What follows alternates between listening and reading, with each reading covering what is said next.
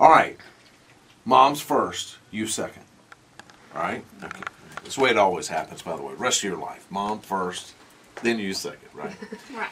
So you guys have been here before, and you told the stories about everything and how tough it is, and even now, years after everything was diagnosed, and how it affects the family. So let's start at the beginning.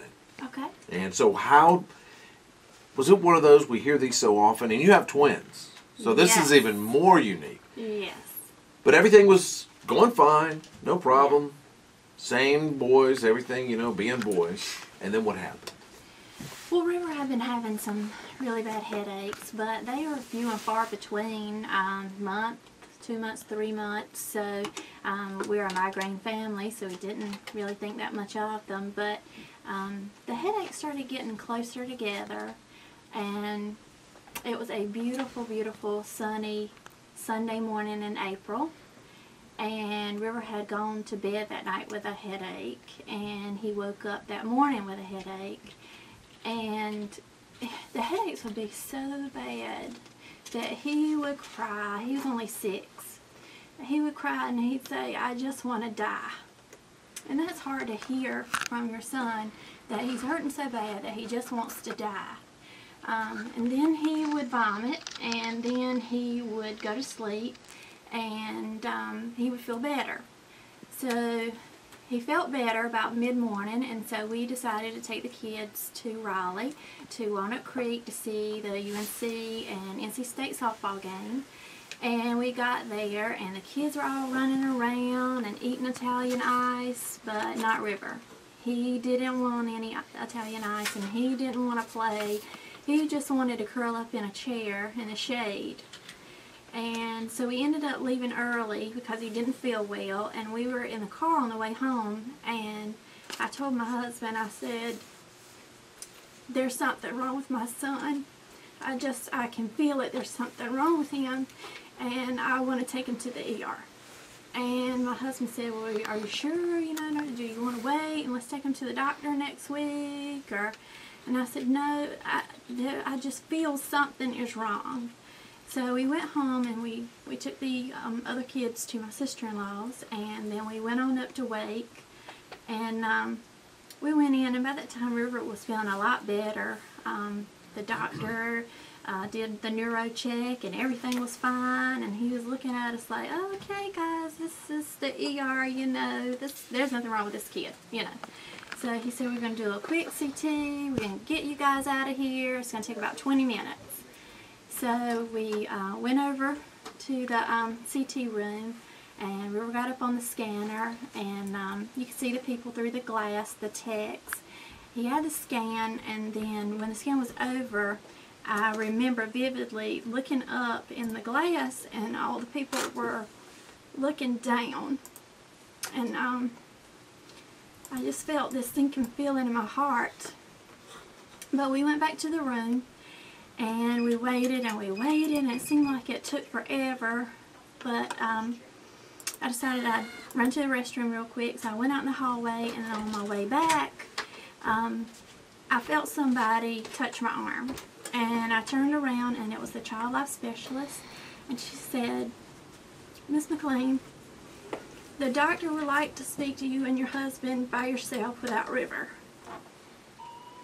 And I looked at her, and I said, "You're getting ready to tell me something bad, aren't you?" And she just said, "He wants to talk to you and your husband alone." So we went into a room, and the doctor said, "I'm very sorry to tell you, but your son has a brain tumor. And it's a very large brain tumor. It's the size of a tennis ball." And when he said that, my heart just broke, and I couldn't breathe. And you just feel helpless, because the only thing you can do at that point is just trust the medical professionals and pray. And the brain tumor was so large that it had pushed away River's brain. It was on his cerebellum, on the back of the brain, and it just had made room for itself. and it was pressing on his brain stem, so it was backing up the fluid in his head, and that was causing tremendous pain and pressure, and so his body would make himself vomit to release the pressure. So they told us, we've already made contact with Duke, and we're going to send you over by ambulance, and they're going to be waiting for you. But we didn't want River to ride in the ambulance. We didn't want to scare him. So we took him to his favorite place to eat, which was Bojangles. And his Aunt Becca bought him a t-shirt at Walmart, an NC State t-shirt, and off to Duke we went. And when we got there, they weren't quite ready for him. So he lied on a gurney in the ER that night and slept. And my husband and I sat in the chairs in the dark, and we looked at our son, and we were in disbelief that somebody had told us that our baby boy had a brain tumor. And my mind was just racing. I was thinking, what have I done? Have I fed him something? Have I cleaned with something that has caused this? You feel so helpless. But the next day we got to meet Dr. Fuchs, and certainly he is the man at Duke. River had about a 6-hour surgery the next day. If you can imagine a 6-year-old's head, and it's pretty small, and a tennis ball sized brain tumor, they had to incise the back of his head about 3/4 of the length down his head and down into his neck to get the tumor out. But it was a nice, round, well-defined tumor, so they were able to get all of it. And this year makes 5 years that River has been tumor-free. So we're really, really happy about that. How often do you have to go now just for like a scan, just to make sure everything's still good? How often? We've been going once a year in the spring, so he had it in May. River still has really, really bad migraines, and he had a 11-day stint with migraines, and so we had to do the scan a little early this year because of that, but everything was good. A lot of people don't know that, that number one, let me give you the phone number one more time, 1-866-975-CURE, C-U-R-E, or if you want to spell this out, you can. If you can't, on your smartphone, it's 1-866-975-2873. A lot of people don't know that you say, oh, well, you know, I had an uncle that had a brain tumor, and, you know, he's doing great. He had chemo and radiation, but when you're 6 years old, there's things that you can't do as a doctor for people just like your family, because they are these long-lasting, whether it's radiation, you know, they only do that as a last resort. But if you do radiation with a 6-year-old kid, the results that'll happen for the rest of their life, not just that year that it's done, 5, 6, 7, 8, 9, even 10 years down the road, you can still have some of those lingering effects. And what the parents, of course, want, and what the doctors want, is to have a kid that can still run, can still play, can still see, that can still hear, and all, especially when it's where River's brain tumor was. Did they tell you, hey, because I know as a parent, this is what you would say, okay, tell me what's the worst possible scenario after this is done, and what's the best? Right.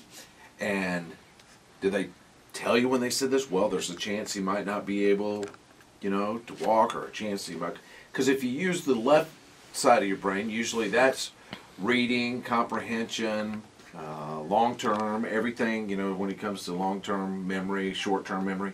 But on the right side, that's a lot of, you know, I can't walk, I can't really speak as well as I could. But in the back, that's everything altogether, because that controls it all.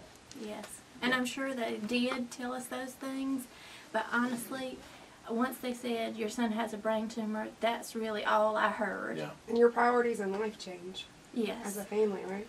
So now how is he? And we're going to get into the research and how important it is for people to call and donate whatever they have. Which that number is 1-866-975-CURE, 1-866-975-2873.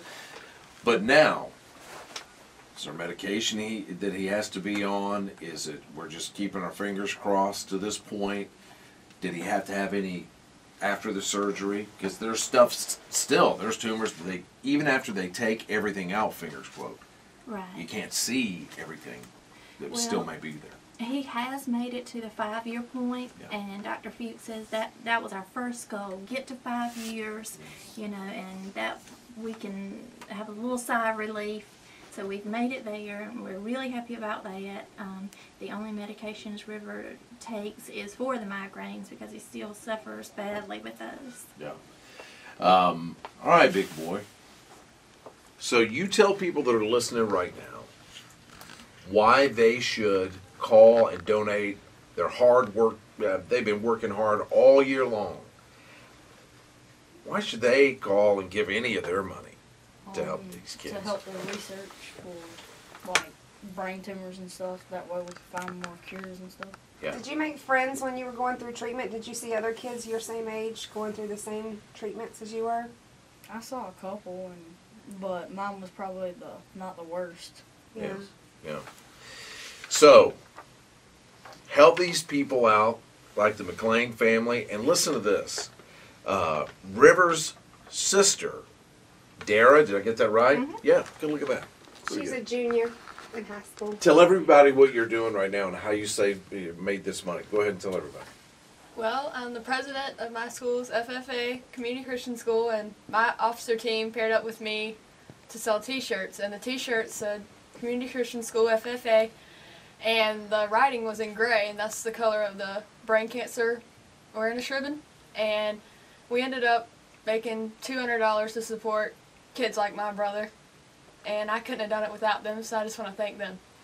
That's sweet. And you know, you could have done a lot of other things with that money, and you could have helped anybody else. But I think the reason that these families, like the McLeans, have come up here, spent their time today when they could be doing tons of other stuff, they come up here because they want you to be in your car or be in your truck and you to help out. And listen, if you have kids or somebody in your family, a niece, a nephew, maybe your best friend has kids or whatever, or just a kids that's really special to you, you don't know.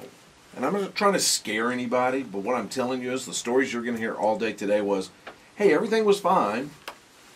Just like Debbie said, you know, we had a migraine family. You know, everybody had these all the time. We didn't think it was that big a deal.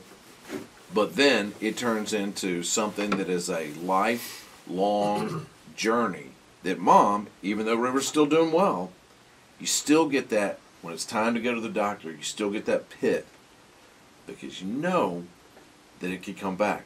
Families listening right now, I'm telling you, how many times, Erica, have we had families that said, I used to donate for Bob's Buddies and the Pediatric Brain Tumor Foundation, and I thought, that is never going to happen to us, but I want to do the right thing for my kids because I got healthy kids. And that's what every single mom and dad that we interviewed, they were like, I never thought that would happen to us. I'd hear about it every year.